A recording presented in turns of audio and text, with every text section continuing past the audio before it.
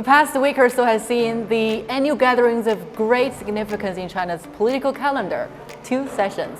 People are saying this year's 2 sessions are historic, and it might be helpful to reflect on some questions to remember the highlights. What is your first question? Why does this year's meetings carry extra weight? Well, first, they came after the 20th CPC National Congress and will help mobilize the whole country to achieve its modernization goals. And the top legislature approved the plan on the reforming of institutions of the State Council. For me, what catches the most attention around the world is Xi Jinping was elected Chinese president among a new leadership for state institutions and the top advisory body. What will this mean for China and the world? I guess that is my second question. Well, Xinhua actually reached out some Western experts. I think their insights could shed a light. That is an important way to secure a strong leadership for the future of China. With the challenges we're facing, both China is facing and the global economy and the climate change and things like that needs a strong leader in China. So that's great news. The high quality development and Chinese style modernization will get a further push.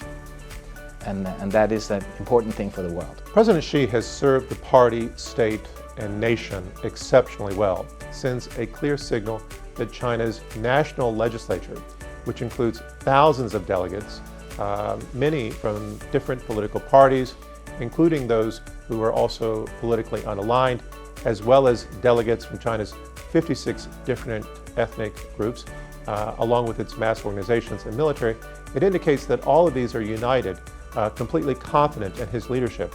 Now, this is good news for China, which will continue to benefit from great governance while others around the world struggle with infighting, polarization, and systemic declines.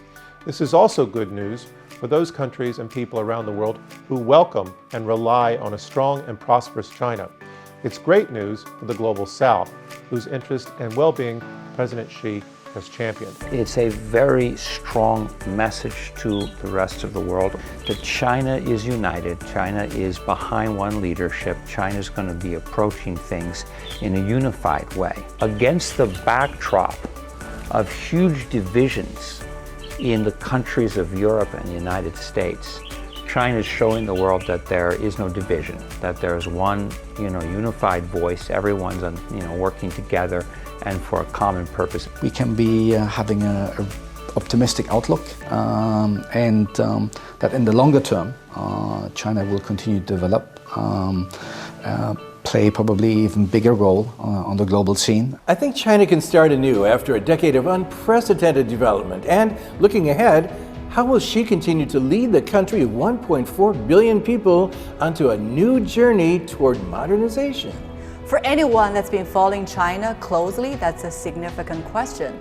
We could actually get some hints at President Xi Jinping's important speech given at the closing meeting of the top legislature's annual session.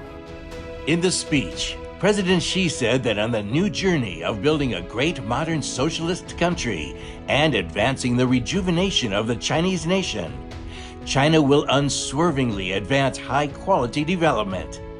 He also noted that China's development benefits the world, and China cannot develop in isolation from the rest of the world, stressing that China will make concrete efforts to advance high-standard opening up. China will not only leverage global markets and resources for its own development, but also promote the development of the whole world. Sylvia, what President Xi said during the 2 sessions could offer a window into China's future development.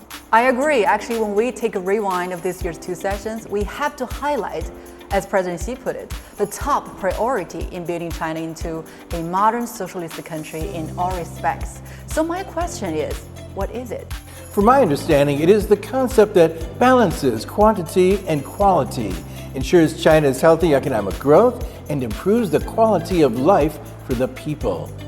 It is high-quality development.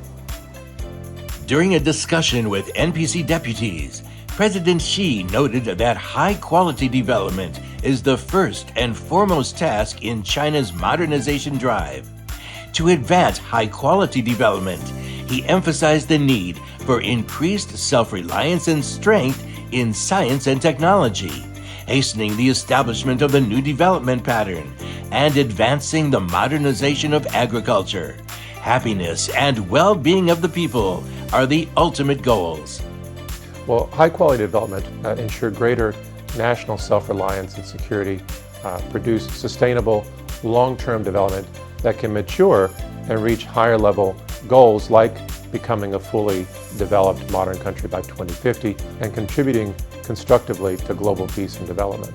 There's more emphasis on quality rather than speed, which means that the value addition made in China, for instance, innovation, R&D, new technologies, digitalization, more IP protection and rights. And China's economic development will be important for the rest of the world, and it has been for the past 40 years, and that will continue and maybe become even stronger. And really, we've witnessed the reduction and eventual elimination of poverty as such in China over the past, decade or so. And now you have people who are craving a higher quality of lifestyle. You also have a situation where China is leading the world on renewable energy policies, environmental policies with ecological civilization. So the idea of quality production means that you're not looking at GDP as a, should we say, quantitative measurement of a country's economy. You're looking at the overall health of that economy. You're going to be seeing more and more investment into high technology. China has to become self-reliant and self-sufficient in all stages of technology development and integration. This is a reaction or response to a changing global environment, but it's also a response to a changing demand among China's population for higher quality lifestyle. Speaking of high-quality development, President Xi actually specifically mentioned one sector of the economy when he joined the National Political Advisors for a group meeting. In his words, what category of enterprises and entrepreneurs belong to our own family? He specifically hailed the private sector as an important force in China's development and expressed strong support for it. It's a clear message that contrasts with the wrong narrative some international media have been spreading about the development of China's private enterprises. During a discussion, President Xi stressed on giving private enterprises support when they are in difficulties and offering them guidance when they are uncertain about what to do. I think he wants to assure that the private economy will continue to grow within the context of general guidance. And this is absolutely essential because what's made China so great in terms of its economics is its people, its entrepreneurship. It is being able to guide it and to release the potential, the entrepreneurial spirit, which is the very nature of the Chinese people, together with their own creativity, their own intellectual power, which will give rise to, of course, new developments in technology and innovation. I think this is the message he's giving to the delegates, that efficiency together with quality is going to be the emphasis. Private sector will have to play a very important role to make that happen. China has always been committed to the private sector. The majority of China's people are employed by the private sector, and I think she wants to emphasize that both private investment from foreign sources as well as domestic private investment, these are all very welcome, very necessary, and I think he's counting on them to help China move forward with the recovery and certainly to provide at least a lion's share of the 12 million jobs that he hopes are created this year.